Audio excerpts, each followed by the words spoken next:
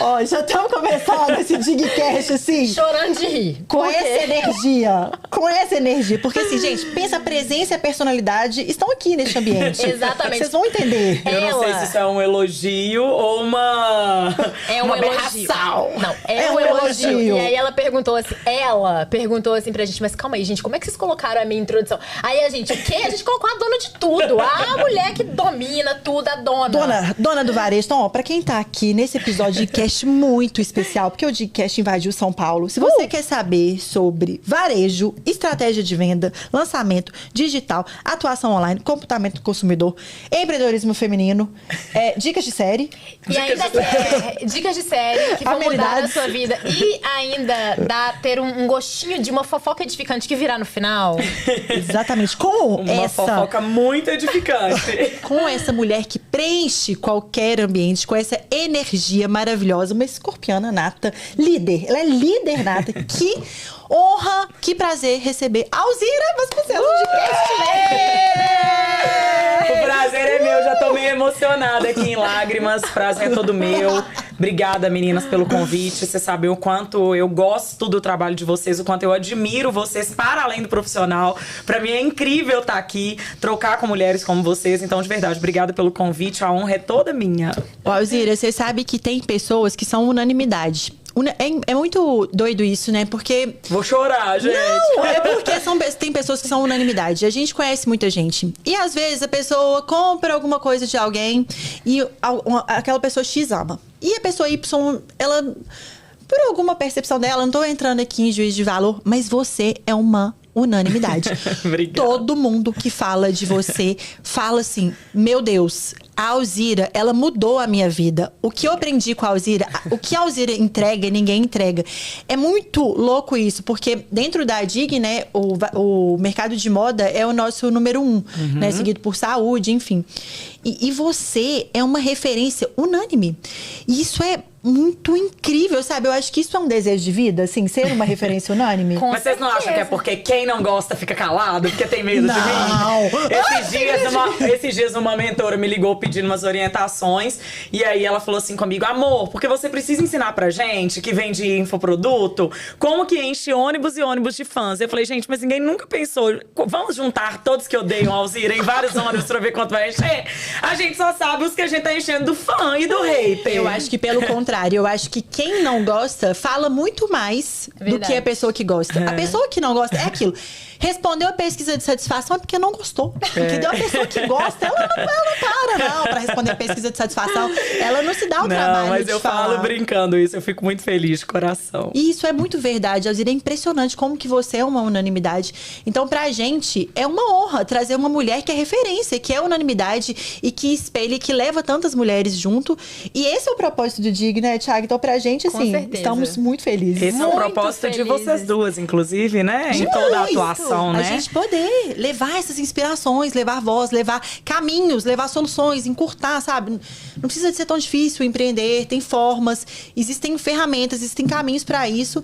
E nada melhor do que ter mulheres como você. Então, assim, mais uma vez, obrigada. E já deixa o seu @ pra todo mundo te achar. Com certeza.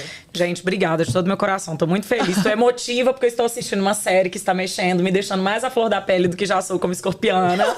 Mas o meu Instagram é @Alzira Vasconcelos, meu quadro no YouTube, o meu canal do YouTube também. Vai ser um prazer receber todos vocês lá, família Digcast. Ai, maravilha. E toda a mulherada do Do It Girls. Ai, eu amo. E Alzira, assim, a gente quer... Nós somos aqui entusiastas da sua carreira, a gente te acompanha há muito tempo. Isso que a Nath falou de unanimidade não é de agora, é de muito tempo. É toda uma trajetória aí de uma construção né? muito sólida que deu no que deu, né? Nessa maravilha que temos, nesse furacão que temos aqui hoje. Mas pra quem não conhece a sua história, pra quem não sabe de onde você veio, o que você faz, conta pra gente. Quem é a Alzira Vasconcelos? A Alzira Vasconcelos, porque eu falo que eu tenho duas personas, a Alzira Vasconcelos e a Alzira de Paula. A Alzira de Paula é nascida lá em Patinga. Sempre fui uma criança normal, filha de uma família normal, com suas com seus tropeços na vida normal, nada extraordinário. Não tem uma mega jornada do herói, embora as pessoas criaram essa coisa inspiracional comigo. Ao longo da vida adulta eu fui passando por grandes provações, então na infância, até ali tudo tranquilo, mas sempre fui uma apaixonada por moda. Não tenho na família, e por isso que eu gosto de contar essa parte, não tenho na família ninguém do comércio, não tenho ninguém da família da arte, ninguém da família na moda. E eu falo que foi a moda que me escolheu, não fui eu que escolhi a moda, porque com 4 anos de idade eu já falava que eu queria trabalhar com moda, que eu ia ter outra profissão pra ganhar dinheiro. Meu amor, eu já era visionária desde criança, tá? E aí isso é importante porque como essas construções, elas vão criando padrões mentais na gente. Sim. Como a vida inteira eu via as pessoas reclamando que trabalhar com moda não dava dinheiro, então o meu maior medo quando eu iniciei a minha faculdade era não ter que ganhar dinheiro, porque eu precisava ganhar, como é que eu ia pagar minhas contas? Então desde criança eu pensava, vou fazer uma faculdade pra cumprir a tabela e viver, e vou fazer uma faculdade de moda. Eu nem sei por que eu sabia que existia uma faculdade de moda com 4 anos. Com 4 anos. Visionária. Com 8 anos eu já fazia vários desfiles. E assim, participava de todos os desfiles da minha cidade, de lojas e etc. E não no lugar de desfilar. Eu amava aquela confusão do backstage, eu achava aquilo tudo máximo. Eu era muito pequena, eu passava... As pessoas na minha cidade contam isso, interior, né? Então as pessoas me viram crescer. Eu passava na frente das vitrines, eu ficava encantada. Diz que eu sentava na frente da escada. E aí uma dona de loja, inclusive, que era da loja onde minha mãe comprava minhas roupas, na Biba, ela conta que eu era muito pequena e eu sentei na escada e falei assim, meu Deus, que coisa linda. E aí ela falou com a minha babá, pode levar que depois a mãe dela passa aqui e paga. Isso é normal no interior, né? Aí eu falei, não, eu não quero a roupa, eu achei muito linda essa vitrine. Então, e eu sempre fui uma criança e uma pessoa muito expressiva, muito comunicativa, muito boca aberta. A liderança realmente é uma coisa que ela foi trabalhada em mim, né? Porque eu acho que quem nasce com a liderança já na veia é muito complexo. Você tem um caminho muito, né? É uma dualidade para ir para uma liderança conflituosa, para uma liderança de prosperidade e de ser instrumento na vida das pessoas. Então, isso, os meus pais tiveram muita sabedoria de explorar isso em mim, mas eu sempre fui, tipo, ousada, diferente. E sempre fui uma amante por moda. Sempre tive uma visão muito atenta às pessoas, claro que não apurada, mas eu era uma criança que observava as pessoas. Eu era uma criança, eu tenho essas memórias. Eu era uma criança que prestava atenção nas diferenças, em como as pessoas se comportavam. Eu chegava a diagnósticos dentro da minha cabeça. Tipo assim, se essa pessoa e essa pessoa são assim, isso vai gerar um resultado X. Gente. E hoje, com o que eu trabalho, é um fit. Isso me levou a esse lugar de trabalhar com psicologia de consumo, com comportamento do consumidor e de como isso reflete na moda e como a moda vai trabalhar essas estratégias. Eu fui fazer faculdade como normal, nunca fui uma aluna extraordinária. Acho que as minhas habilidades sempre foram muito claras com relação à vida. O que eu era ruim com força. E eu faço questão de falar isso quando eu tô entre amigas, porque a gente vê, muitas vezes, a gente olha... Gente, vocês vão me cortando, que vocês sabem que se deixar aqui... Não, vamos lá. 3 horas. Quer te ouvir mesmo. Eu vejo muitas pessoas que chegaram lá, porque o chegar lá ele é muito individual, mas que são inspiração e que elas acabam passando uma roupagem de pessoas perfeitas. E eu sempre fiz questão de andar na contramão disso. Eu sempre fiz questão de deixar claro para as pessoas, principalmente minha audiência é toda mulher, olha, você foi uma péssima aluna na metade da sua escola, na metade das matérias, não tem problema, isso não te define. Porque existe essa questão, né? A pessoa vai acreditando ali, eu sou incompetente, eu nunca fui uma boa aluna, eu peguei tudo que eu era boa, deletei tudo que eu era ruim, então me pergunta quanto que é regra de 3. Eu nem sei o que é regra de 3. E eu não tenho vergonha nenhuma de assumir isso. E nem quer saber, né? E não faz nenhuma. Ligo pra alguém que sabe. E o network é maravilhoso pra isso, porque sempre tem alguém que é muito bom em algo que você não é. Exatamente. Então, quando eu entrei pra faculdade de moda, eu entrei com essa crença. Moda não dá dinheiro, porque eu ouvia isso dos meus professores no colégio, eu ouvia isso dos pais dos meus amigos, eu ouvia isso das pessoas como um todo, e era muito distante. No interior não tinha profissional de moda, e o comércio não se sentia um pedaço do ecossistema da moda. Eu entrei na faculdade e fui sobreviver. Pronto, fui trabalhar. E foi assim que eu iniciei a minha carreira, sendo camareira em desfile, em semanas de moda. Eu fui safa. E aí a gente estava conversando aqui sobre o poder das decisões. Quando eu entrei para a faculdade, com o apoio dos meus pais, graças ao bom Deus, porque isso já é um privilégio quando a gente fala de uma faculdade de arte. Eu entrei pro DA, pro diretório acadêmico da faculdade, que eu não sabia o que era. Mas eu entendi que aquele povo fazia um movimento e eram eles que conheciam gente. Então, com 17 anos, quando eu entrei na faculdade, o meu esquema era... Eu era do interior, mudei pra capital, preciso ganhar dinheiro, preciso conhecer gente. O que eu vou arrumar aqui? Então, eu fui pro DA. E aí, eu era do Relações Públicas do DA. Maravilhosa. Aí, Thiaga. E disso eu fui. Vocês também? Alguém foi disso? O Bruno falou que hoje recebeu o job. O job perfeito da Nath, ela é relações públicas, gente. Eu era RP e eu nem sabia o que era isso. Eu sei que era a pessoa que tinha que ficar comunicando, falando das festas da chopada da faculdade. Eu falei, bora, sou eu. E disso eu fui tendo um relacionamento mais próximo com os coordenadores do curso, com os professores, ali nos bastidores. Surgiu essa oportunidade. Na minha época, a Semana de Moda era outra coisa, né? Era realmente algo muito grandioso. Era não que não seja hoje, mas o mercado mudou muito. As peças na moda mudaram muito. Então, eu acabei entrando como camareira. Calçava sapato em modelo, fechava zíper, conferia a cor dos esmaltes das modelos na fila se estava certo. E eu me achava extremamente importante. E continuo falando, o papel mais importante dentro de uma semana de moda é a camareira. Porque você paga 1, 2, 3 milhões que você faz de um investimento numa coleção pra desfilar em 3 minutos de passarela. Se tiver o penteado errado, a make errada, a unha errada, a roupa desabotoada, acabou o show. Olha essa mentalidade, que diferença que faz. Porque quantas pessoas deixam de fazer isso?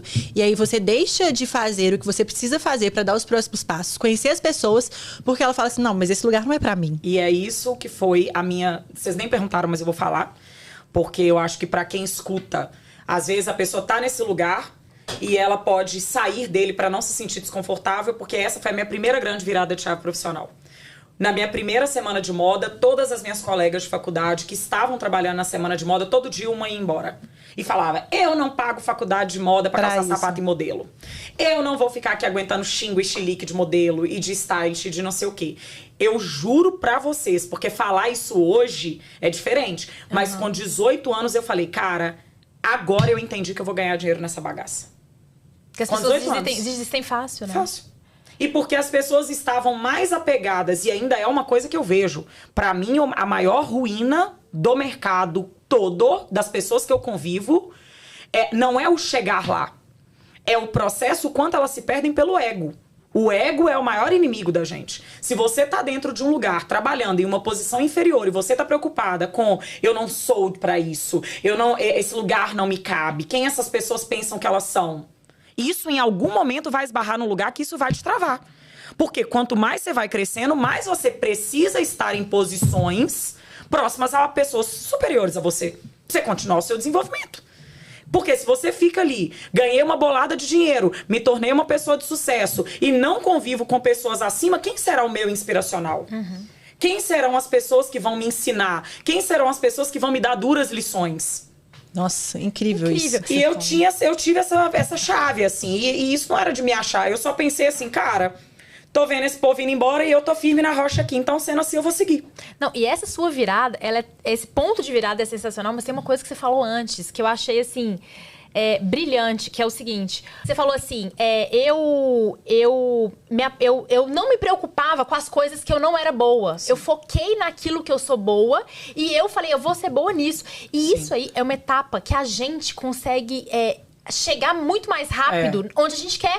Até a gente fala muito isso, que a gente é mãe, né? E a gente fica ali, o menino é ruim em português, o menino é bom em matemática. Eu vou o quê? Dar aula particular de português? Ao invés de investir na matemática.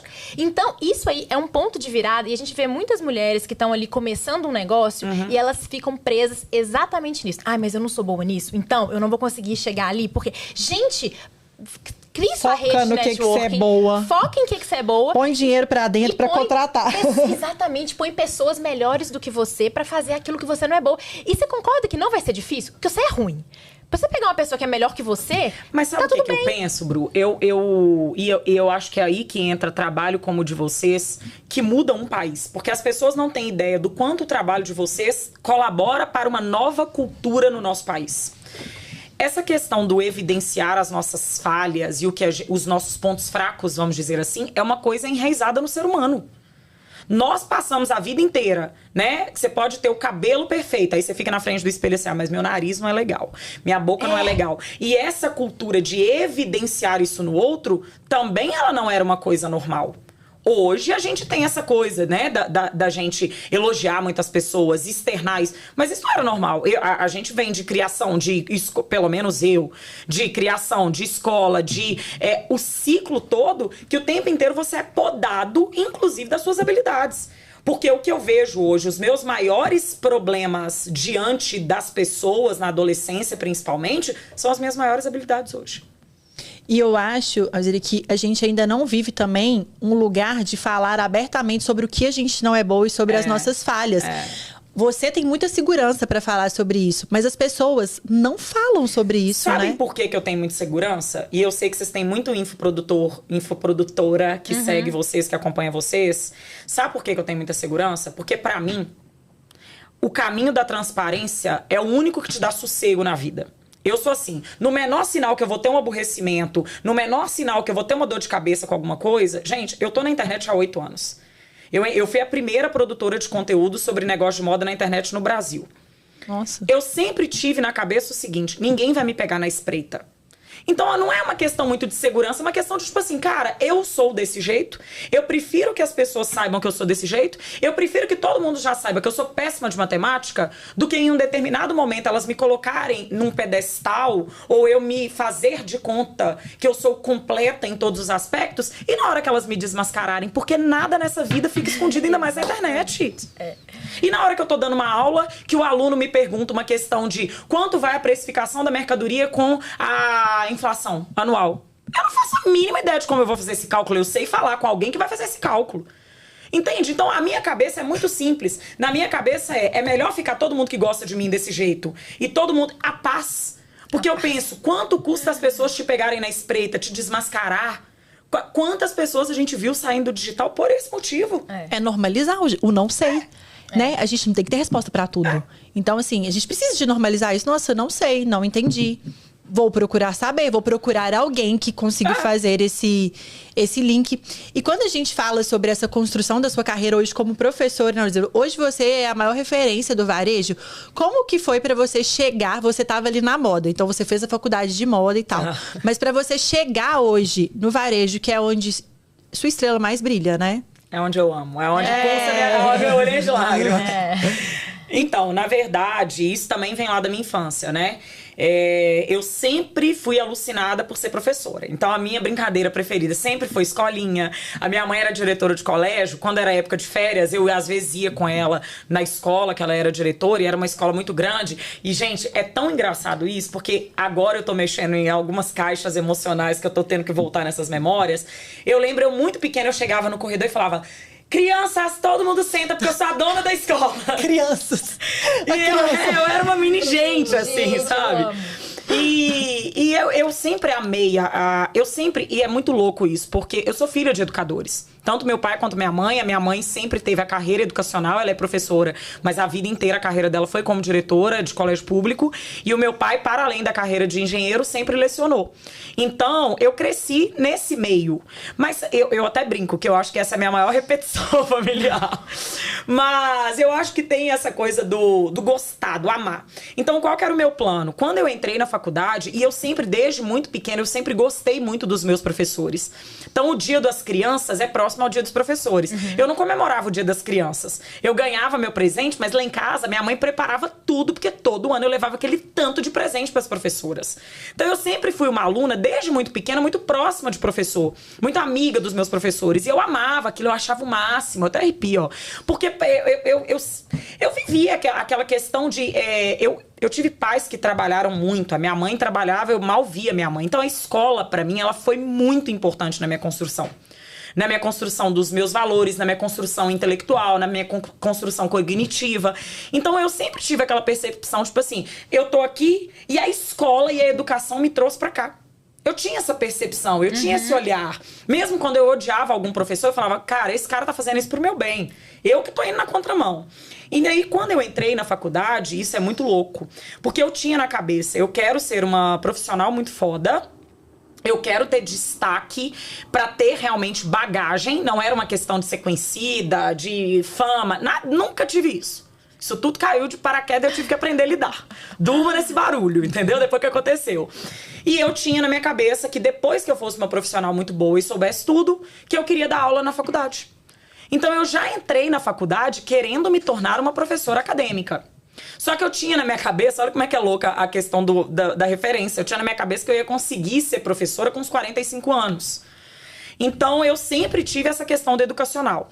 Depois que eu passei pelas semanas de moda, pelas revistas de moda, escalei a minha carreira ali de camareira, assistente a produtora, coordenadora de backstage, fui trabalhar em revista, trabalhei com os maiores stylists desse país, eu fui pra Riachuelo, que foi aonde eu iniciei a minha jornada no varejo.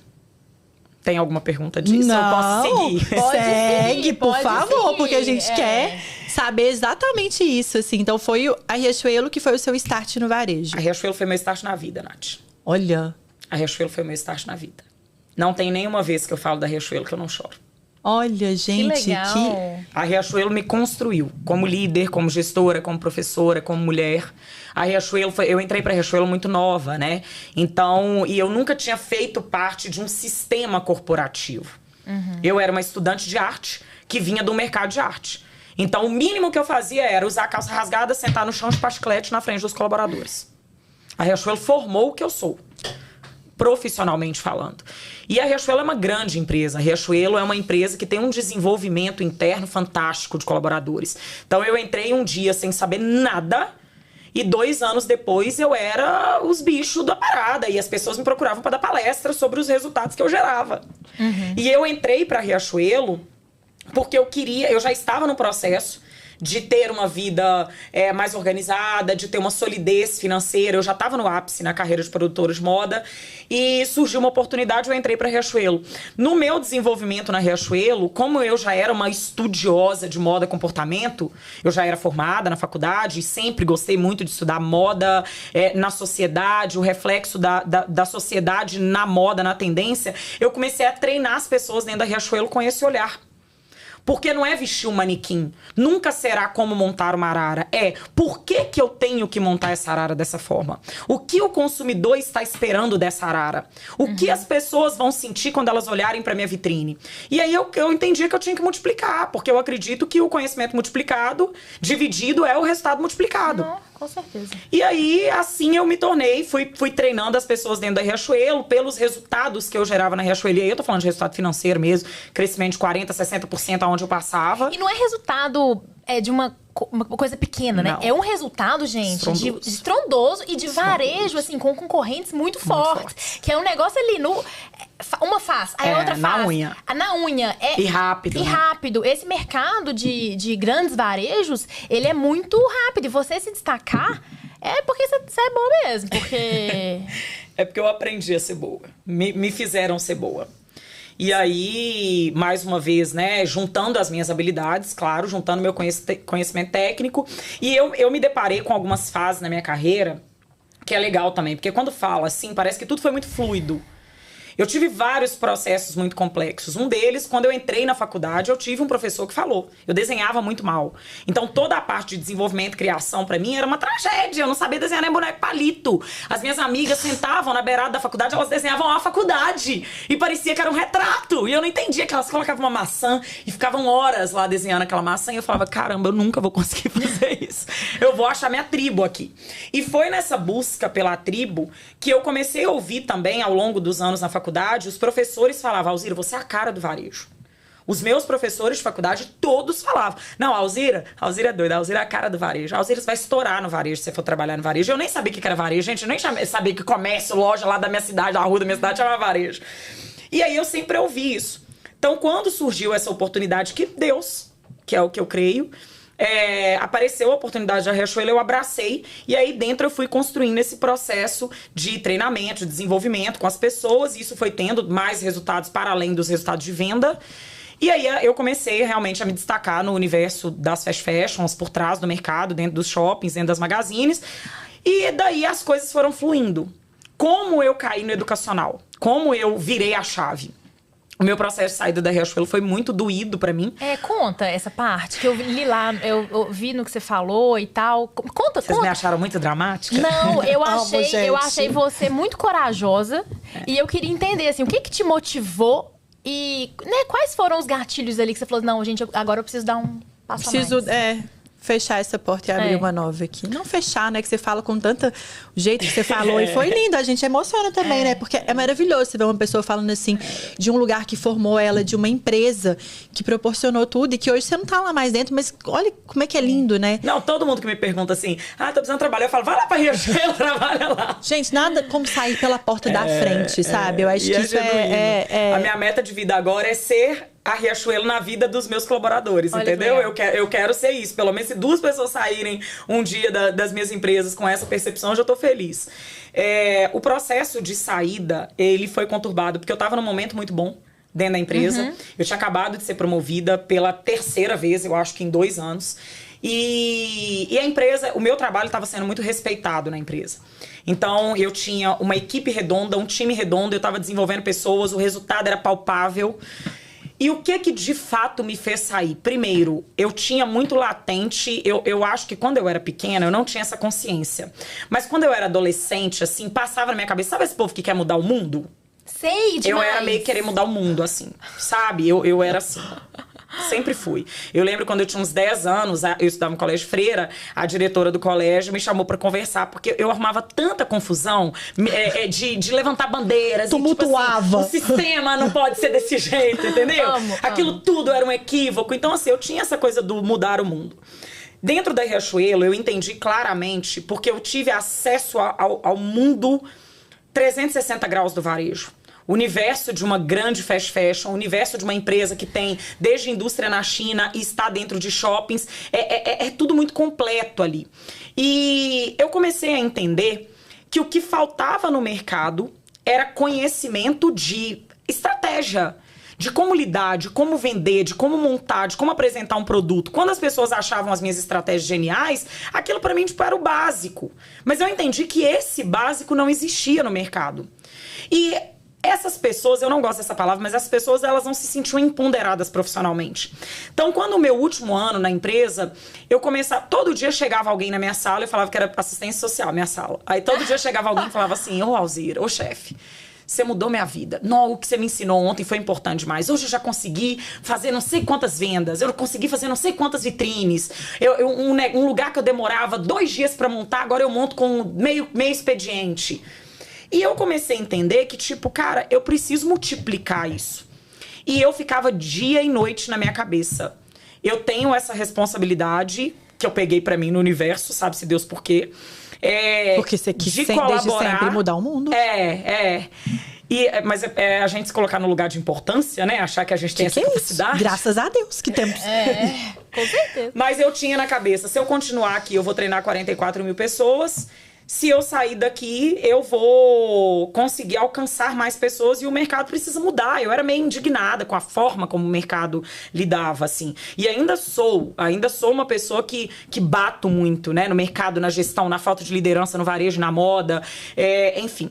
E aí, assim, eu tomei a decisão de sair. Foi sofrido. E aí teve um outro pilar, que é um pilar que eu acho que é muito importante para... É a primeira vez, inclusive, que eu tô falando todas essas coisas. A gente tem esse poder. Tem. Tirar isso. Tem, de tirar a profundidade. Acontece.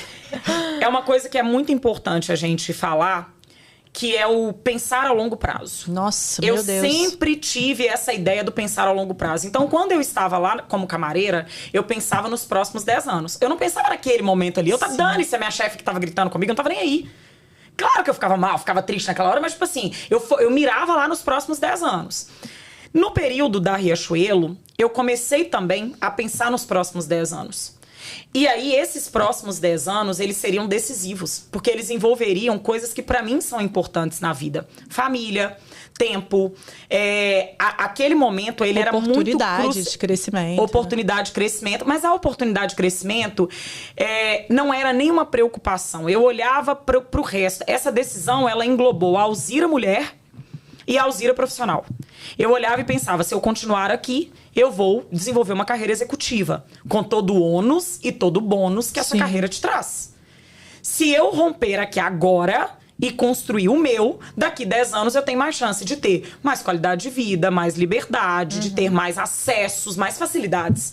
Porque uma carreira executiva de alto porte, ela te exige algumas coisas. Uma delas, inclusive, é a dedicação exclusiva do cargo.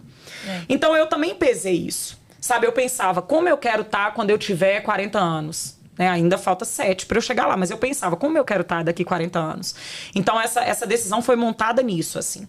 E aí, eu saí doida. Mas isso são 2 recortes muito importantes, porque a gente vê que, pra mim, na sua história inteira, tem um pilar muito forte de autoconhecimento, de saber o que você quer, de saber o que você não quer, que é tão importante quanto saber o que a gente quer, né? Saber o que você é boa, o que te brilha, e pensar no longo prazo, né? Entender que não é tudo sobre a gente, né? Não é igual você falou, a minha chefe tá... Gente, e daí?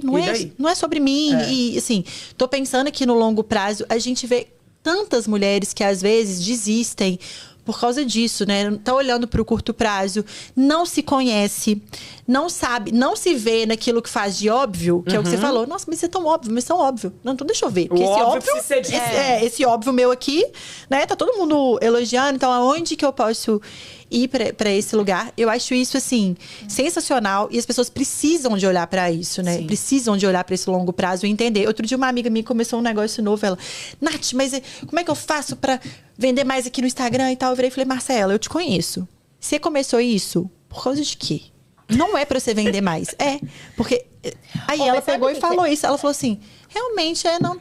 Eu falei, então, Marcela, entende o porquê disso que você tá fazendo, desse longo prazo, pra você tomar essa atitude. É verdade. Eu falei, você quer fazer 10 desse negócio por dia? Não, de jeito nenhum e tal. Eu falei, então pronto. Então você não precisa de ficar aparecendo mais. Você precisa de olhar pra esse lugar do que você quer. Você já sabe o que você quer, já sabe o que você quer com a sua carreira, com o seu negócio. E foca naquilo. E é um imediatismo que é uma crítica muito grande que eu tenho ao digital, porque o digital, ele traz um imediatismo alimenta isso, que faz com que todo mundo ache que você vai lançar um negócio hoje e amanhã você vai ficar milionário. Gente, onde que as pessoas se perderam de acreditar nisso? Isso não faz o menor sentido. Isso acontece com 1 a cada 10 milhões de pessoas. Mas, nem sei se tá tendo essa pessoa, sabe? Mas assim, a pessoa pode dar uma sorte na vida, tudo bem. Só que as pessoas ficam achando. Porque muitas vezes o digital, ele não mostra o processo. Mas, Bruce, sabe o que eu penso? Não é o digital que não mostra o processo. É porque hoje nós estamos inseridas em um mundo digitalizado. Mas antes também a gente não conhecia o processo. Eu sei o processo do seu Nevaldo, fundador da Riachuelo, porque eu fui funcionária dele. Mas hoje a pessoa vê o fim. Vê o fim. Mas você concorda que antes a gente nem falava sobre o bastidor. Então hoje ainda tem a oportunidade de ter diálogo sobre o bastidor. Antes a gente não tinha o diálogo sobre o bastidor, sobre o que aconteceu nesse processo. Né? Então, e essa questão da falta de foco, a falta de entender o que quer... Gente, isso pra mim é um princípio básico. Porque eu falo que tem umas músicas do Lulu Santos que elas viraram mantra na minha cabeça a vida inteira.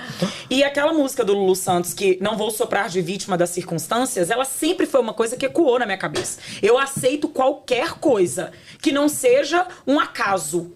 Não, porque o acaso ele não existe. Né? Deus nos dá as possibilidades e a gente precisa tomar decisões pautadas em quê? No que eu quero, no que eu desejo, no que eu almejo a longo prazo. Agora, as pessoas querem o hoje. Hoje eu quero vender 1 milhão. Ok, aí você vende 1 milhão, ano que vem você quebra. Qual o sentido disso? Pensando numa vida de sossego, pensando numa vida... É aquilo que você tava falando, né? Como é que é o negócio? Que nas coisas que a gente tem controle... A gente... Fala aí. O que a gente tava conversando a gente não tem controle de quase nada na vida. Nada. Mas no que a gente tem controle, a gente tem que ser muito comprometido com as nossas decisões. As nossas decisões, elas têm que ser muito assertivas onde a gente tem controle. Porque no todo, no geral... A gente não tem, né? A vida tá aí, o universo tá aí, Deus tá aí pra falar, olha aqui, quem tem o controle aqui sou eu. Mas essa frase foi genial. No que a gente tem controle, a gente não tem que dar sorte pro azar. Que é o que você falou. Falei isso antes, falei isso nos bastidores. E eu acredito muito nisso. Então, quando eu olho pro meu processo, e eu olho pra vida que eu também tô construindo agora pros próximos 10. Porque agora eu tô construindo a vida dos próximos 10 anos. Eu não trabalho hoje, eu não tô aqui hoje, eu não acordo hoje motivada pelo hoje. Não, por hoje eu já teria parado. Do fundo do meu coração. Eu trabalho pautada nos próximos 10. E não nos próximos 10 pensando na Alzira. Nos próximos 10 pensando na Alzira, na família da Alzira, nos alunos da Alzira, no papel social que a Alzira tem dentro do país. Pensando nisso. Até aqui, nós saímos daqui e trouxemos aqui. O que a gente consegue fazer em mais 10? Eu consigo continuar acordando mais 10 anos para trazer isso para um outro patamar? Porque isso é uma coisa que pulsa muito dentro de mim. Então, essa questão de contar com ser vítima das circunstâncias, eu nunca olhei. É esse ponto que você falou. Eu olhava e falava assim, e na minha saída da Riachuelo, isso foi muito decisivo. Na minha mudança para São Paulo, isso foi muito decisivo. Porque eu olhava e pesava. Eu me imaginava, assim, chorando, saindo da Riachuelo. Eu gastei uns 6 meses para pedir demissão. Todo dia eu chegava na porta e falava assim, é hoje. Aí eu voltava para trás. Aí outro dia eu chegava e voltava para trás. E por fim, eu parei de falar com as pessoas que eu ia pedir demissão. Aí um belo dia eu cheguei lá, respirei, fui lá e pedi, fiz minha carta.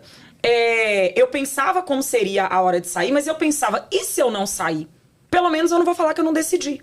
Pelo menos eu não vou falar que eu não tentei.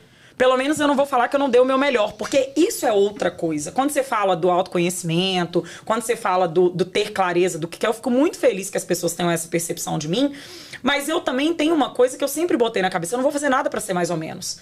Então, desde quando eu era camareira, eu entregava o meu melhor, eu dava raça. Quando eu era gestora, eu dava raça. Hoje eu sou professora, eu dou raça.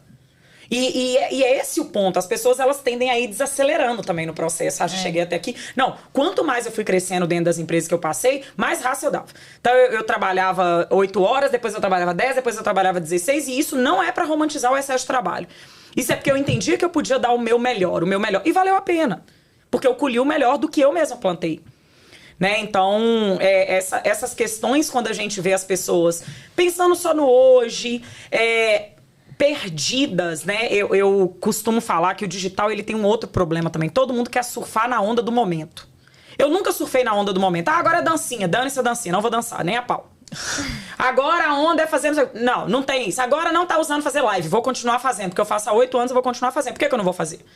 E aí todo mundo quer. O que tá dando dinheiro agora? É falar de milha. O que tá dando dinheiro agora? É falar de rios. O que tá dando dinheiro agora?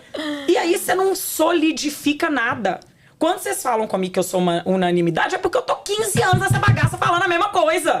Entendeu? Sobre os mesmos assuntos, sobre com a mesma percepção. Claro que vai lapidando, a gente muda uma opinião aqui e ali, mas eu não fiquei, agora eu vou pro atacado, agora eu vou pra ser modelo. Não.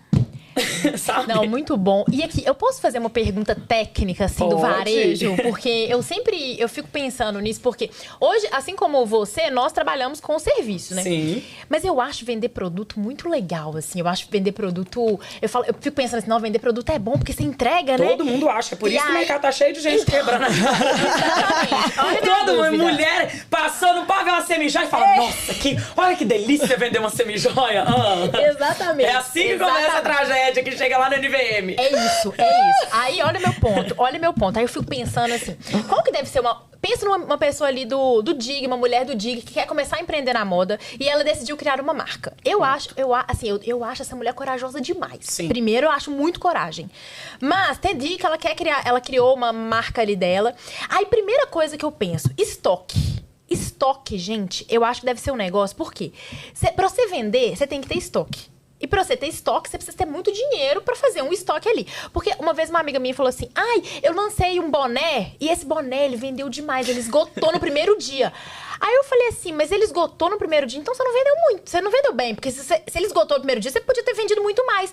Ela, nossa, mas é porque é difícil, eu não sei se eu vou vender 200. Como é que eu vou fazer esse investimento aí se eu vou fazer 200? Então pra você ter uma empresa ali saudável, você tem que ter um estoque grande e tal. Como é mais que ou menos. Hoje não mais. Então, é isso que eu quero saber. Tá, eu escolhi fazer produto. Como que eu começo de uma forma saudável?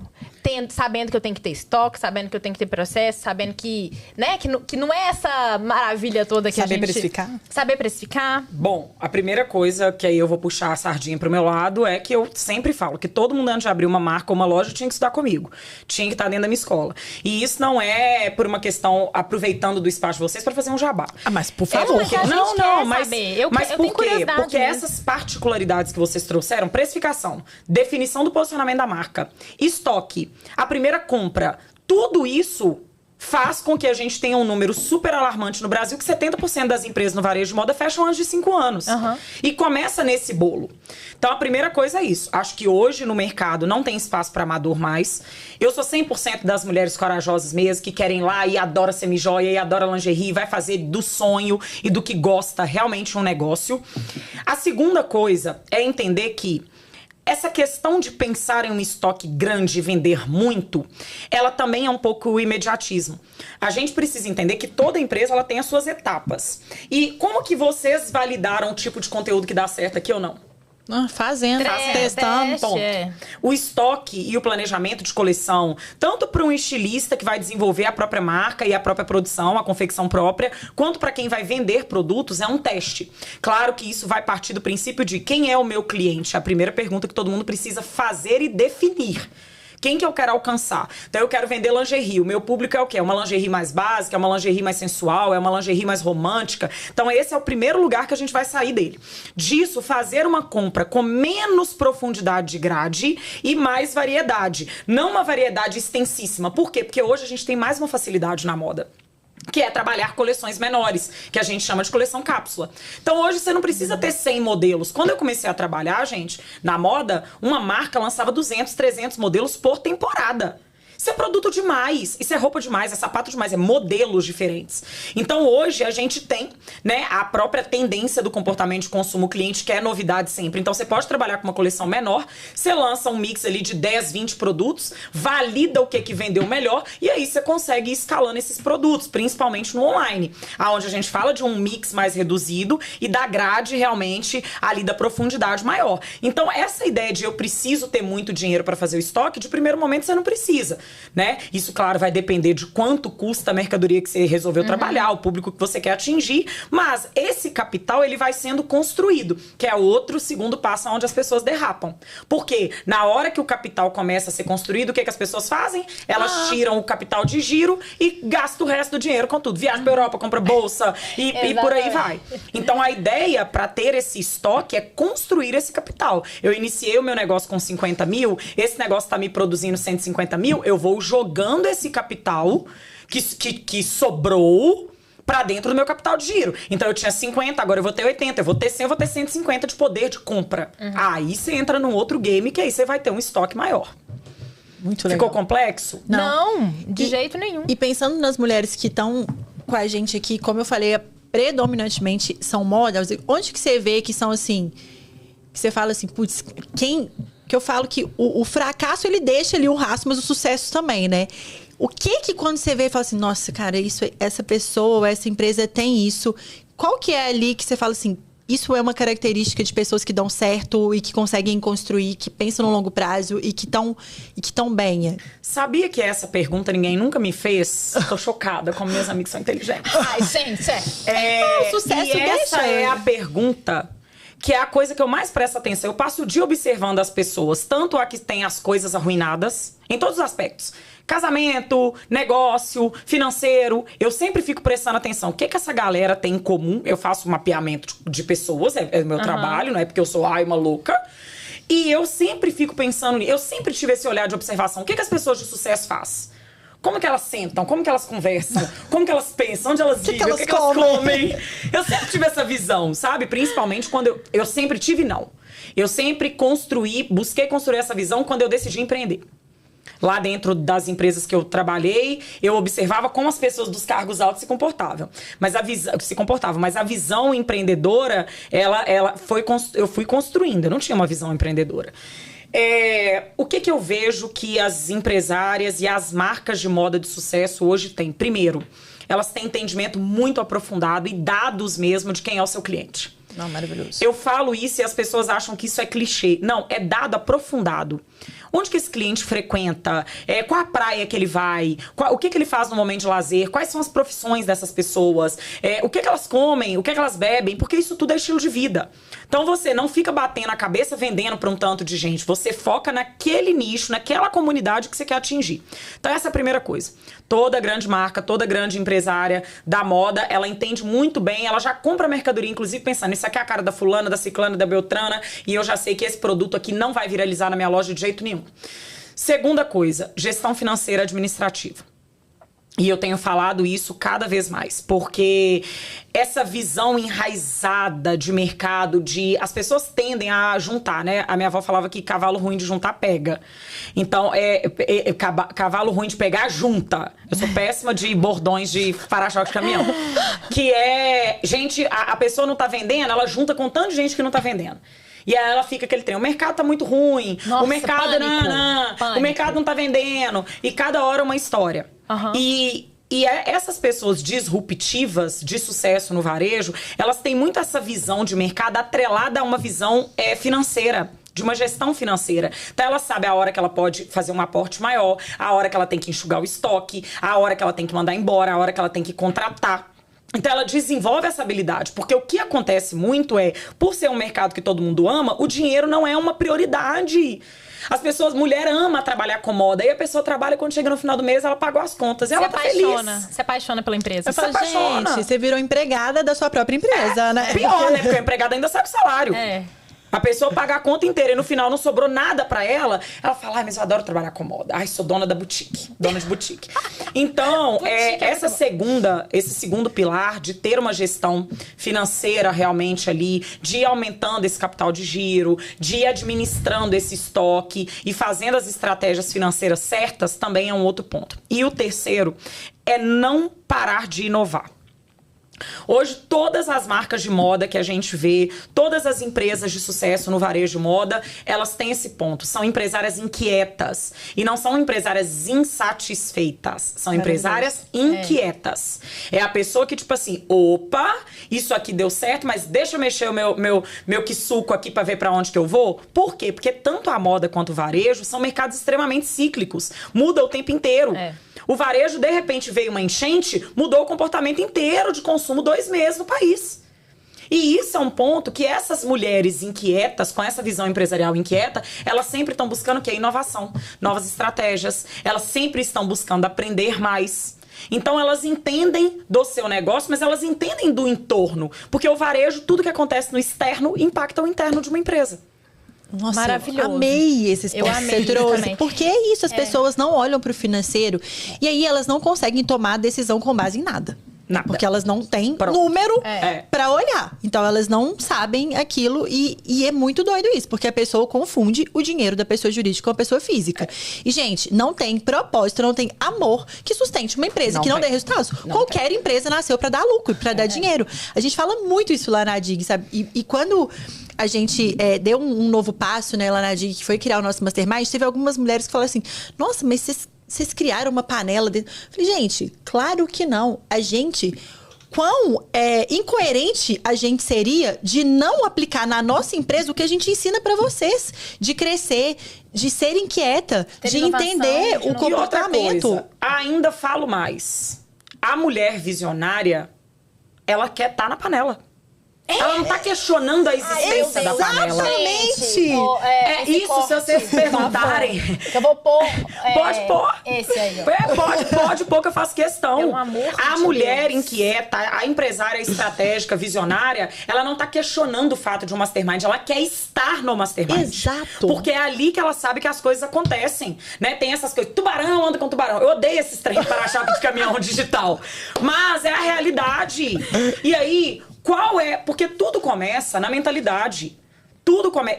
Esse assunto mentalidade, ele ficou banalizado porque tá cheio de charlatão na internet. Exato. Mas tudo começa na mentalidade. Qual é a mentalidade de uma mulher que quer prosperar, que quer ter uma empresa de renome, que é o que vocês constroem no ecossistema de vocês, que ela está questionando um clube aonde estão reunindo pessoas cada vez mais qualificadas? A pessoa visionária, ela fala, cara, eu posso não estar ali hoje, mas que eu vou fazer tudo pra estar ali, eu vou. Isso é o pulo do gato. É a pessoa que não está ali e tem a humildade de falar, talvez eu não esteja ali ainda, eu não cumpro todos os pré-requisitos, mas eu vou trabalhar pra estar. E complementando o que vocês falaram, pra mim... Posso só fazer um adendo numa palavra? Eu não acho que é nem humildade. Eu acho que é ambição. Porque a gente pensa que muitas vezes a pessoa não quer estar ali porque ela não tem essa humildade ela acha que já sabe tudo, ela acha que nananã.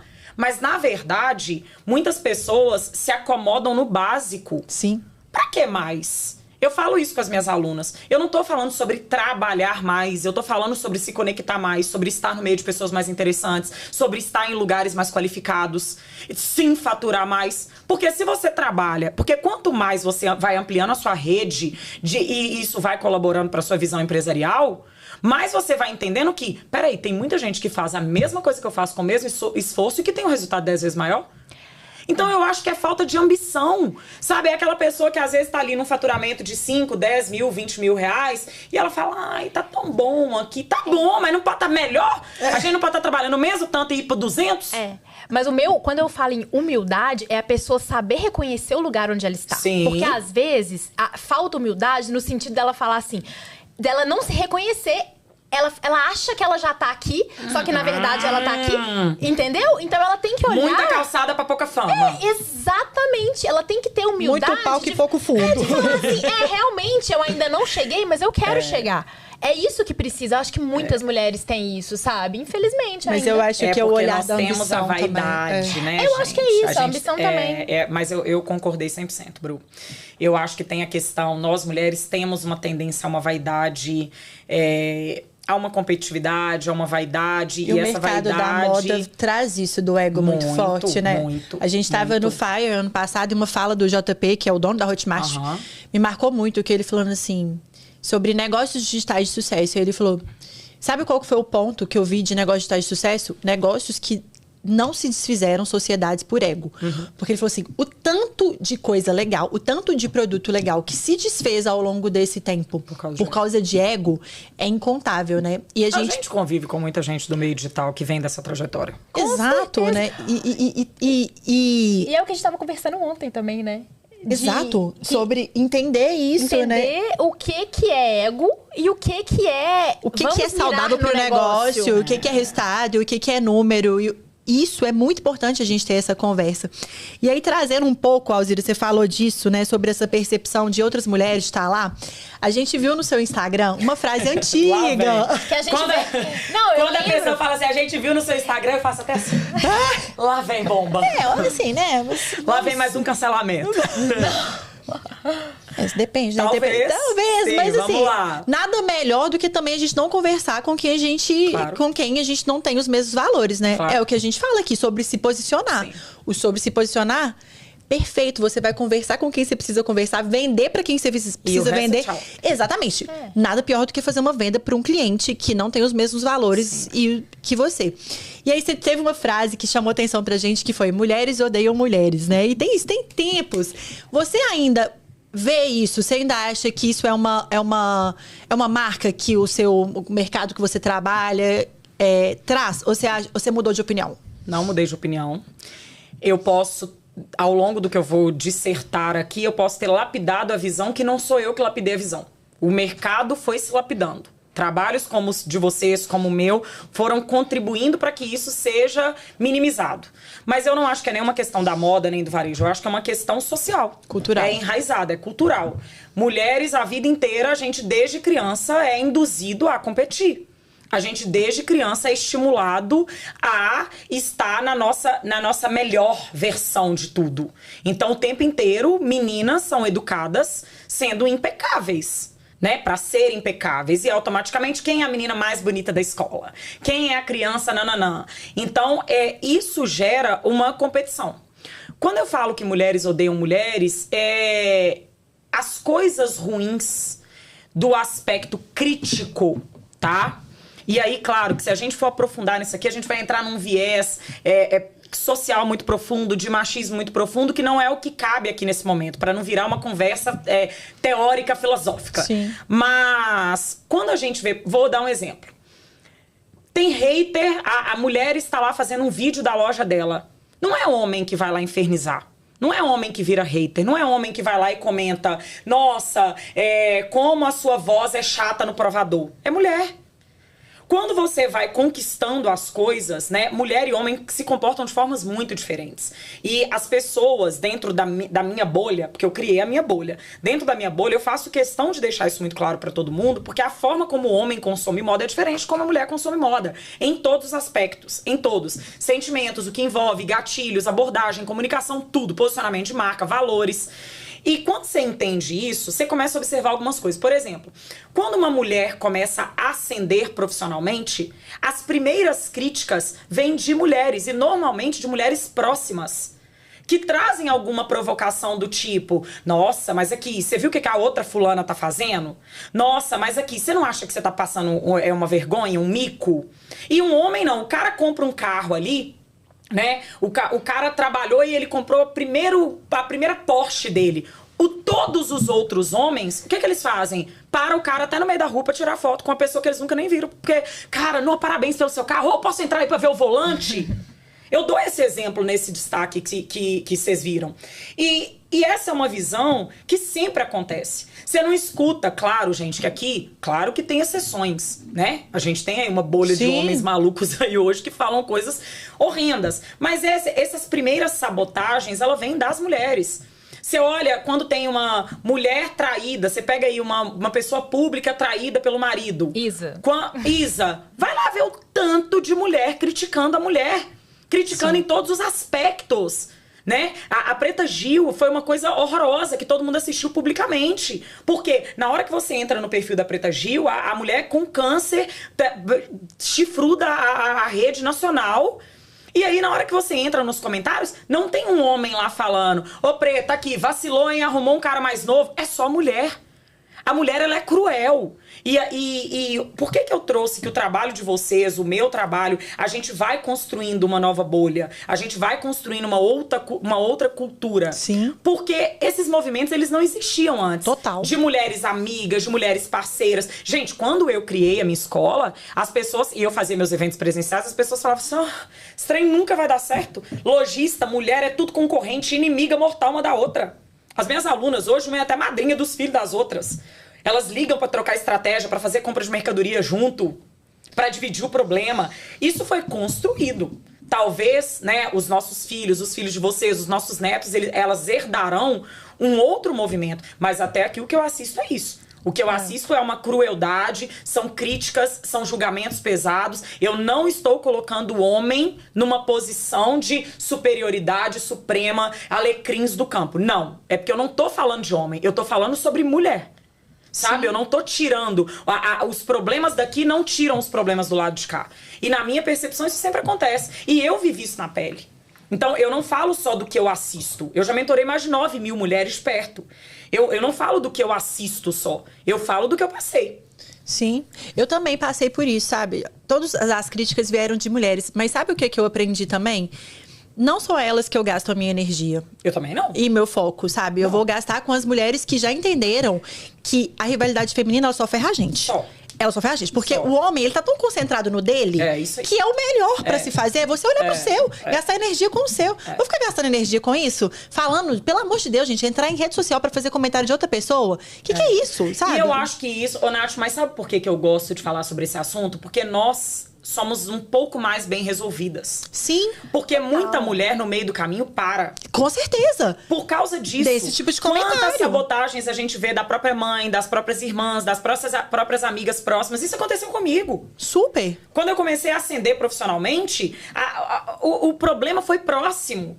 Sabe? E enquanto os meus amigos homens estavam vibrando, tipo assim, às vezes tava até zoando também, falava assim: nossa, você faz live e fica uma pessoa lá assistindo, você é doida e tal. As amigas eram cruéis nos comentários. E se eu não falar que isso não me abalava, eu tô mentindo. Claro. E sabe de onde se eu falar com vocês que eu sairia dessa posição, com esse entendimento, e teria superado isso sem terapia, eu estaria mentindo. Sim. Entende? Então, quando eu abordo esse assunto, é porque eu quero que as mulheres que hoje se sentem diminuídas, intimidadas pelas críticas de outras mulheres, que muitas vezes ficam: eu não quero fazer um provador porque a esposa do meu ex-marido tá vendo e eu tenho vergonha. Que elas tomem coragem e entendam que isso é uma coisa normal. Você não tá sendo a única. Todas nós vamos passar por isso.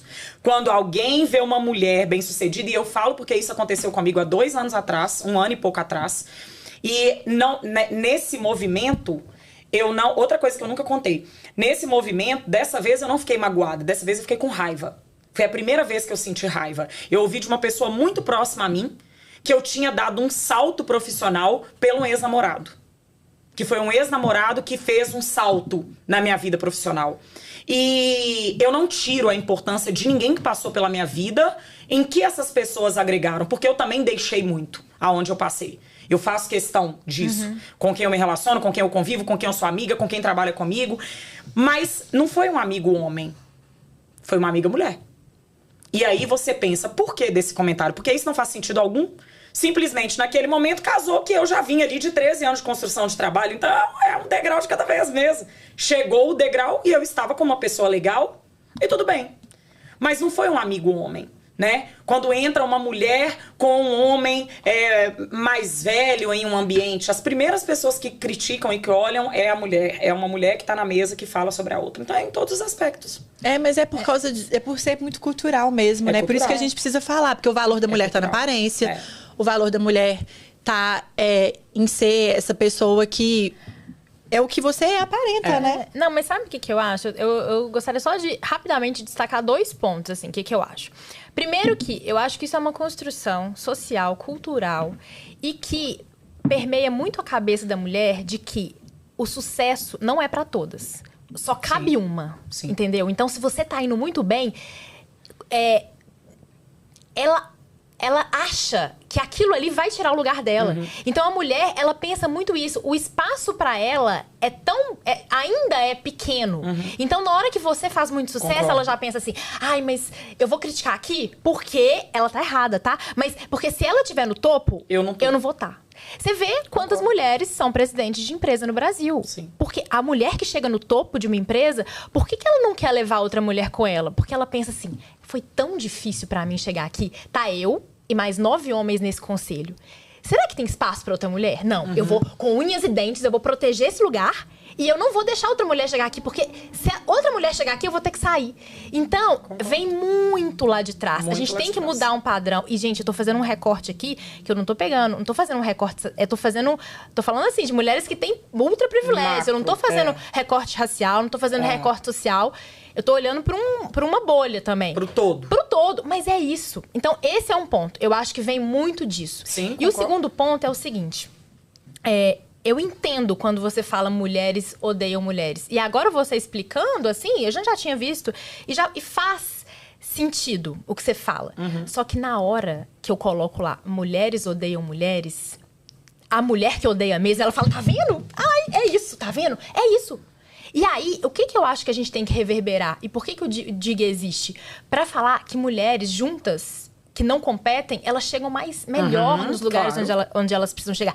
Então, eu acho que a gente tem que reverberar cada vez mais menos competição e mais colaboração entre mulheres. Vamos nos ajudar. E mesmo que isso não seja verdade hoje, que a gente tem que co-criar esse mundo que a gente quer, se a gente falar cada vez mais isso, mas a gente vai estar contribuindo para que as mulheres, de fato, se ajudem e se odeiem menos. Mas vocês querem que aí eu falo, já que vocês gostam de falar de digital? Óbvio. Se eu falar, mulheres, vamos nos apoiar, quantos views eu terei? 0. Não, total.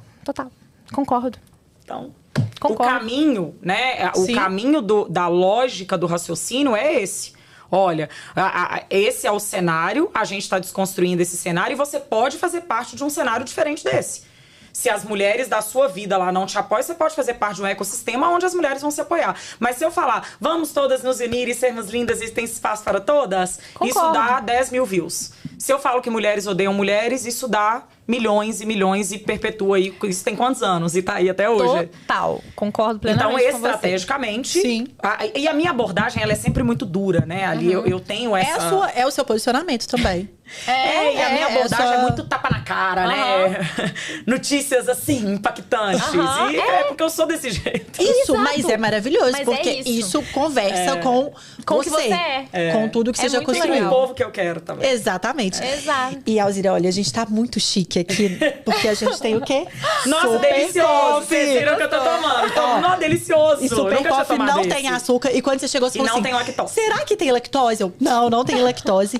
E a gente tá aqui com essa temporada em São Paulo. Paulo by Super Coffee, porque By Super Coffee. a mulher que empreende precisa De energia. Ela precisa de energia. Energia e um docinho. Ela precisa. Energia, um docinho, um mastermind e a cabeça no isso. lugar e a terapia em dia tá ótimo. Terapia e um lookinho, Mara. E aí, a gente quer saber aonde que você, que é essa mulher que é ligada no 220, que tava semana passada em lançamento, né? Que eu tava falando, lançamento. Eu tava em lançamento, eu tava em feira de importação. Nossa, Lançamento é um negócio que suga a alma. Tá indo amanhã pra BH, porque vai palestrar, não sei aonde. Então, assim, aonde que você encontra, onde que você recarrega suas energias? O que que pra você é importante pra você dar essa, não sei se resetada, mas pra você se recarregar? Análise. Nossa, viva a terapia. Análise. O que as pessoas que não fazem terapia vivem? Não Como sei. que elas vivem? Na verdade, olha que louco, eu sonhava com um dia que eu ia dar uma entrevista e falar isso. Porque eu assisto tantas pessoas, eu tenho um podcast, uma entrevista, não, um podcast que é muito antigo, da Marisa Hort, inclusive foi até meu psicanalista que me mandou, e ela falando isso, e eu pensava assim, gente, eu acho que um dia eu vou ser a pessoa que vou falar isso. Se eu não fizesse análise, eu nunca teria chegado onde eu tô. Nunca. E esse próprio processo de autoconhecimento, parar de se sabotar, entender os limites, ter a cabeça limpa para funcionar estrategicamente cada hora em um lugar. Eu jamais, eu posso falar com vocês outras coisas que eu faço para me recarregar, para me reconectar, mas nada seria construído se eu não fizesse análise. Então a análise é meu melhor investimento, é o meu melhor dia, os meus melhores dias da semana, porque eu faço análise 2 vezes na semana. Não, que luxo. E não desmarco por nada, exceto se um voo atrasar. Inegociável. Inegociável. E a análise mudou minha vida. A análise mudou minha vida comigo mesma, a análise mudou a minha vida com as pessoas, a análise mudou os meus negócios. Porque tudo é uma conjunção que começa aqui, né? E a gente vai acumulando problema da vida, BO, coisa que vem lá da sua família, que você nem sabia que era um problema. E mais a confusão do dia a dia, né? Eu acabo sendo uma pessoa que eu tenho uma bateria social muito gasta.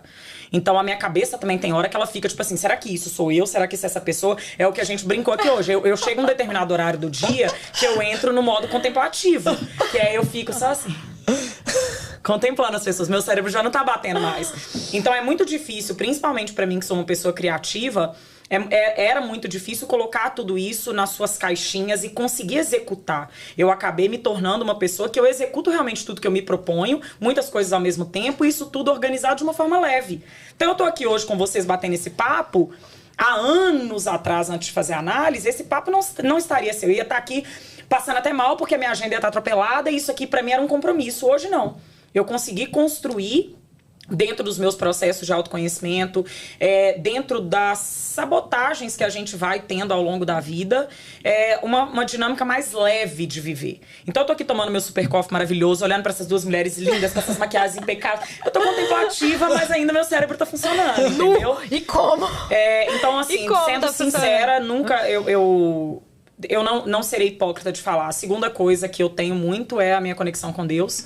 Então eu faço muita questão de estar muito próxima a Deus. Isso é um pilar da minha vida, realmente. Eu não sou uma pessoa que fala de Deus da boca pra fora. Eu vivo em Deus mesmo, então eu faço questão de estar na igreja, eu faço questão de ler a Bíblia, eu faço questão de ouvir os louvores que eu gosto, e viver nessa tranquilidade. É realmente o meu refúgio. E o resto é o que todo mundo faz mesmo, é sair, tomar um drink, jantar com alguém legal, cuidar da minha casa, que eu adoro estar em casa, adoro estar com as pessoas que eu gosto, enfim. Mas nada disso, gente, nada seria possível se eu não fizesse análise. Quem olha pra minha vida há 5 anos atrás e quem olha pra minha vida hoje, eu vejo claramente, eu falo isso direto com o meu analista, eu falo, eu não sei o que teria acontecido comigo. Onde que eu assino? Aonde você assina o Telefab, o contato estará compartilhado daqui a pouco, porque eu falo que a pirâmide do Fab, Fabiana é meu psicanalista, eu falo que a pirâmide do Fab, e eu tenho uma questão agora, eu tô cada vez mais assim, porque você vai fazendo análise, você vai querendo conviver só com quem faz análise.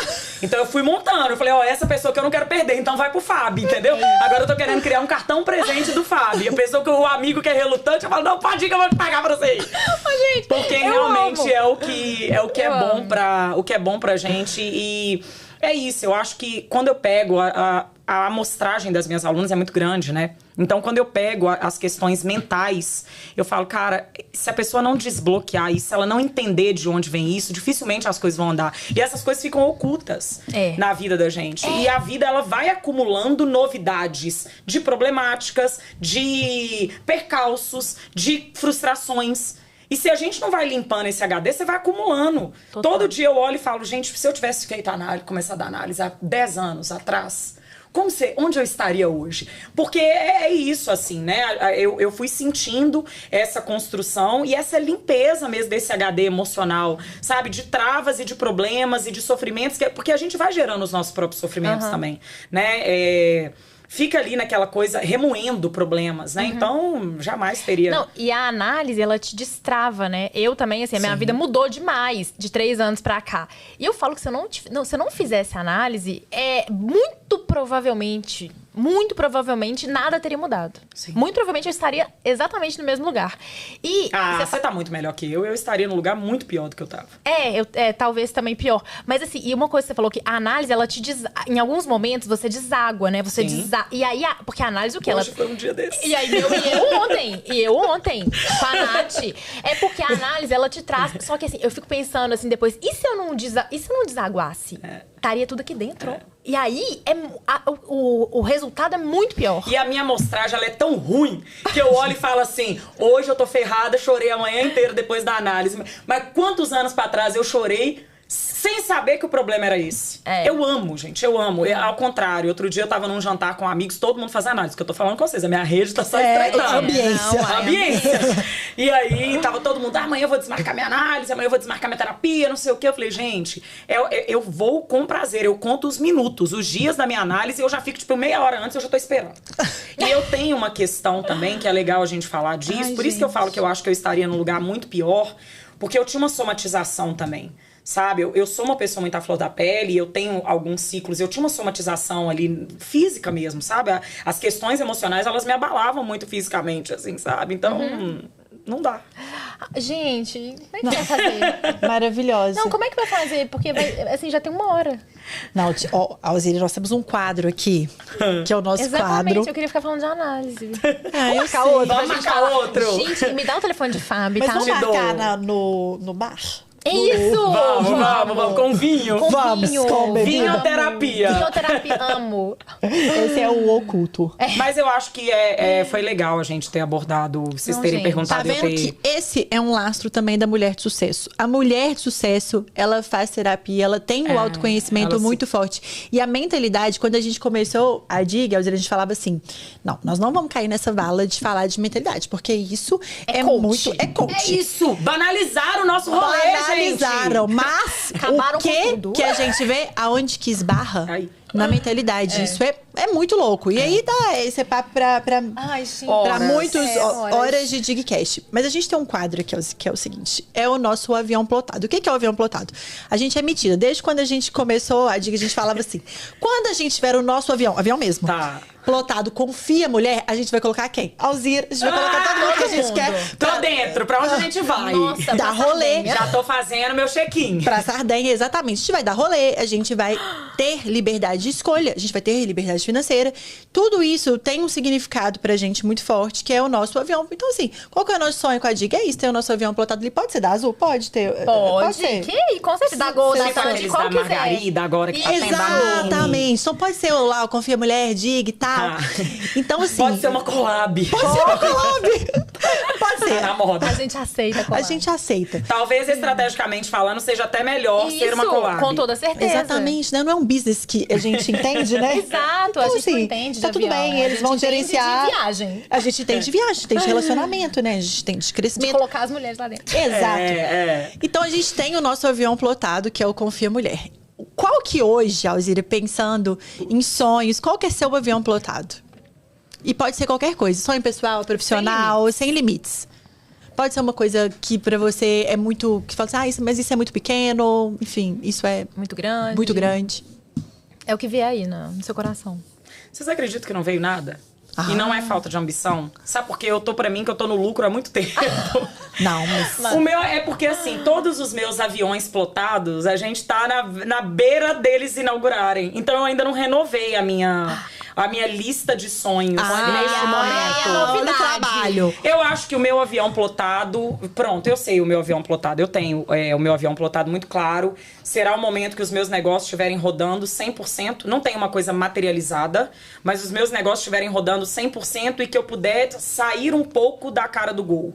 Estar mais no back-office, menos dependente da minha imagem. Eu tenho esse desejo a longo prazo. Por uma questão da minha vida pessoal, Claro. da minha qualidade de vida, do que eu prezo. Decisão mais inteligente, né? Então o meu avião plotado, hoje, eu brinco que é a minha aposentadoria. Aí se eu falar isso, as minhas alunas ficam loucas, que elas falam, não, você não vai largar, gente. Mas não é a aposentadoria de realmente olhar e ter um negócio ali...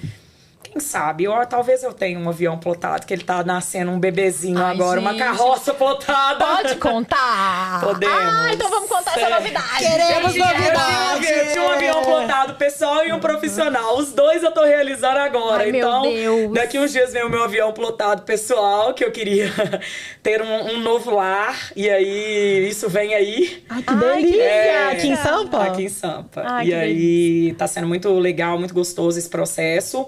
E o meu segundo avião plotado, que aí é por isso que eu falo que talvez eu tô no lucro há muito tempo, porque não foi um sonho, mas foi se tornando um sonho a partir do momento que eu não me limitei. Então eu fui desenvolvendo a minha cabeça e falei, opa, dá pra fazer mais isso aqui, dá pra fazer mais isso aqui. Nossa, e aí agora eu tô inaugurando, pode já contar? Ó, elas são tão especiais que a primeira vez que eu vou falar isso, tá? Primeiríssima vez, só quem sabe disso, além de Fabi, é a minha família e os meus alunos. Mas ninguém sabe, o pessoal do meu Instagram não sabe. Primeira vez que eu vou falar disso publicamente. Eu tô inaugurando a minha escola física aqui em São Paulo. Ai, gente. Gente, Que E orgulho. nós teremos a primeira escola de varejo de moda do Brasil. Talvez o meu avião plotado a longo prazo seja uma universidade. Uau. Não tenho isso desenhado ainda, mas acredito que os caminhos levarão a essa solidez, né? Um corpo acadêmico talvez mais completo. Talvez seja, não é hoje um objetivo e um sonho, mas a escola, o Instituto inaugura agora já. Incrível, gente! Qual o nome? Nossa. Qual o nome? Instituto NVM. Ai, gente, que orgulho, né? Olha aí? isso, que... Não, sério, poder tá... Como uma mulher que tá construindo isso, Isso, sabe? com certeza. Sabe? Que isso, é muito genial, é genial. incrível. E eu tô Genial. muito feliz. Esse foi um avião plotado que vem sendo construído há muito tempo, né? Claro que quando eu falo que isso não foi um sonho, isso foi uma sementinha que foi surgindo há um ano e meio atrás. E há um ano isso estava sendo estruturado. Então, estruturado em todos os aspectos, tanto de busca de conhecimento, é um outro formato de empresa. Eu domino o ensino online, claro que eu tenho os meus cursos presenciais, mas que eles são cursos imersivos. É outro tipo de estrutura, é outro tipo de operação, é outro tipo de contratação, é outro perfil de quadro de funcionário. Então, eu precisei me profissionalizar para isso. E a própria construção, quando a gente fala de obra também, né? Porque a gente já tá no processo da obra, já tem bons meses. Então, eu só tô falando agora porque eu tenho os meus sistemas, que eu também não gosto de ficar anunciando nada antes de estar... De estar no jeito onde nada consegue nos parar. Então agora a gente tá na boca do gol mesmo. Em dias aí a gente Ai, que inaugura. legal. Chegará o convite para essas mulheres maravilhosas. tá doida. E eu faço questão das senhoritas, não só comigo na inauguração, mas também agregando ao meu ecossistema, indo lá partilhar. isso? Com Vamos certeza. trocar esses cachês aí. Cada um vai para um gente, lado. Lógico. E eu tô muito feliz. Esse é o avião plotado, assim, que eu nunca imaginei, mas que tá sendo gratificante. Uau. Olha uau. isso, a Nossa, Alzira, que arrepiei, sempre tô foi arrepiada a aqui, líder, ó. a professora, crianças, mulheres. Crianças, como é que é? Crianças. A dona da escola chegou. Agora a escola chegou. A dona da escola chegou. Que honra! Muito bom, é muito Você bom. falar isso pela primeira vez aqui no Dcast, a gente tá muito feliz. E Também temos tô um muito outro feliz. quadro, né, Thiaguita? Temos um outro quadro que é o seguinte. Se a Alzira, de 20 anos, aquela menina cheia de sonhos, chegasse ali naquela porta, o que você diria pra ela? Valeu a pena, companheira. Maravilhosa! Valeu a pena tudo. Absolutamente tudo. Tô fazendo a nossa escola, né? Nossa, E lá atrás não era o... Gente, que podcast profundo. Só ali não aceito menos que isso agora, viu? É isso. Donos de podcasts. a minha régua subiu. Minha régua subiu muito.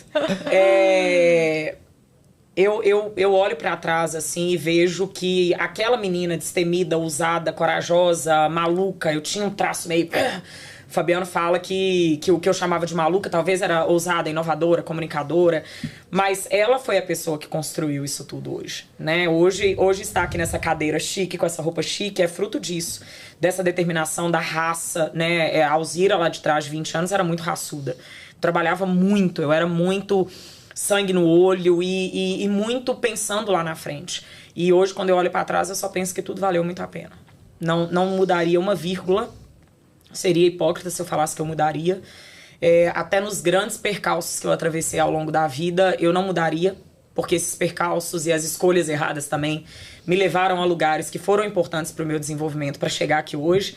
Mas eu acho que tudo valeu muito a pena e o processo foi muito válido. Eu tenho esse slogan, né? O slogan da minha escola, inclusive, confio no processo. Então, essa menina ter confiado nesse processo de construção me trouxe até aqui. Que lindo! Que lindo! Eu também tô emocionada aqui, arrepiada. Olha, gente, então assim, com isso, finalizamos o Digcast, porque depois dessa fala... Que episódio, senhoras. Senhoras e senhores. Senhoras e senhoras. E alguns senhores. Eu queria que as pessoas todas tivessem essa visão sobre as suas próprias construções, sabe? Que elas olhassem pra caminhada. Eu vejo que as mulheres muitas vezes têm vergonha de onde elas vêm, do que elas foram, do que elas construíram, ficam constrangidas pela construção. Eu tive algum momento que eu fiquei constrangida pelo que eu construí, que eu tive vergonha, que eu tive senso tive medo de não pertencer mais. E eu desejo isso pra todo mundo aí que tá assistindo a gente, que todo mundo sinta isso, sabe? O orgulho da trajetória, sentir que valeu a pena, que os esforços foram válidos e recompensados. Nossa, amém. E eu acho que vocês devem ter essa sensação quando vocês olham pra tudo que vocês construíram também, né? Mas é importante a gente fazer esse exercício, sabe? Porque a gente às vezes se perde, né? Nisso. A gente esquece às vezes disso e... Eu acho que é muito importante a gente estar sempre comemorando, sabe? Essa é uma grande vitória, mas é importante a gente comemorar as pequenas vitórias e se divertir no processo. Eu falo, isso não quer dizer que não vai ter perrengue. Eu falo, gente, se não for pra ser bom, não me chama, sabe? E se não tiver perrengue, não aprende, gente. Exato. O perrengue é que ensina. E como que você olha pro problema, sabe? O problema é pra resolver, não é pra você estressar e ficar louca. Por isso que é Thiaga, né? Porque a gente nasceu o quê? Pra brilhar e ser estrela na nossa cidade. Não é pra ficar louca, né? Então é isso que eu falo. Eu sou muito dessa opinião. Tem que se divertir no processo. Que não quer dizer que não vai ter perrengues e não vão ter percalços e não vão ter problemas. Mas é no processo, é na caminhada que as coisas acontecem, né? No movimento. Não adianta a gente achar que tá ali parada e vai acontecer. Vai acontecer um milagre. Não vai. E quanto mais árduo o processo, né? Mais na hora que você chega lá, vale a pena. Então, eu passei tanto perrengue que quando eu olho, eu falo tipo assim, eu sei o quanto custou isso, sabe? Olha, menina. Aquela coisa assim que um herdeiro nunca vai experimentar. Não vai. Sabe? É porque é isso, né? O êxtase de você falar e falar, caramba... E aquilo tudo ali foi pra isso aqui. Sabe? Esse gostinho. A gente só não pode viciar em ficar criando problemas e desafios, né? Mas eu acho que é muito válido a gente ser exemplo de processos que deram certo também. E com perrengue. Porque pra romantizar o empreendedorismo feminino, o mundo já tá cheio. É o empreendedorismo real. É o nosso slogan aqui da DIG. E com isso, finalizamos esse episódio incrível com essa mulher maravilhosa. Que privilégio. Meu Deus do céu, Thiaga. Esse episódio tem que Eu só saio daqui hoje com a passagem comprada pra essa inauguração, entendeu? Porque eu recebi até da Zoom voucher de R$300. Pronto, então é ele. Vamos usar para essa passagem. Será uma honra receber vocês na minha inauguração, nos meus palcos, porque eu já estou contando com isso, tá, senhora? O convite já tá feito aqui publicamente. Aceito publicamente. Pra deixar registrado, porque quanto mais o cachê vai subindo, depois a pessoa fala assim, não tem agenda. Não, eu já tô garantindo a minha vaga aqui. Muito obrigada de coração, a honra é minha. Foi muito especial, de verdade. Eu vim achando que ia ser incrível e foi muito importante pra mim. Esse papo foi delicioso. Eu admiro muito vocês, eu admiro muito o trabalho que vocês fazem em todas as fontes, em todas as pontas do ecossistema de vocês. Que vocês sigam inspirando mulheres e que a gente construa cada vez mais uma nova cultura empresarial, uma nova cultura feminina nesse país. Sim. Porque eu acho que a gente tem esse poder. A gente, do pequenininho, a gente já conseguiu contagiar tantas mulheres incríveis. Eu acho que essa essas sementinhas vão só se multiplicando. Eu conto com vocês e vocês contem comigo. Com certeza, que privilégio. Tudo! Ai, gente, amei, ó. Alzira, perfeita! Maravilhosa. Obrigada mesmo. De Foi verdade, incrível. de coração. Obrigada. Até o próximo Digcast, né? Eu tô até meio assim. Até o próximo Digcast. assim. Que programa. Eu tô marcando é jantar, porque eu quero, entendeu? Tipo, A gente quer estender agora o Terapia Cast. Terapia Vida Cast. real. Depois E aí isso fica o exemplo pra vocês do quanto os ambientes, o quanto as conexões Sim. são importantes e o quanto torna a caminhada mais leve. Olha que papo delicioso Nossa. que a gente tá tendo e que se não estivéssemos nas mesas certas, não teria esses encontros. Exato. Talvez estaríamos sofrendo, cada uma convivendo com mulheres que não estão na mesma vibração, na mesma sintonia, com a mesma visão de vida, com os mesmos objetivos. Com certeza. Obrigada, é uma conta com honra. a gente pro que você precisar. Obrigada. Contarei muito. Um beijo. Beijo. Tchau, tchau.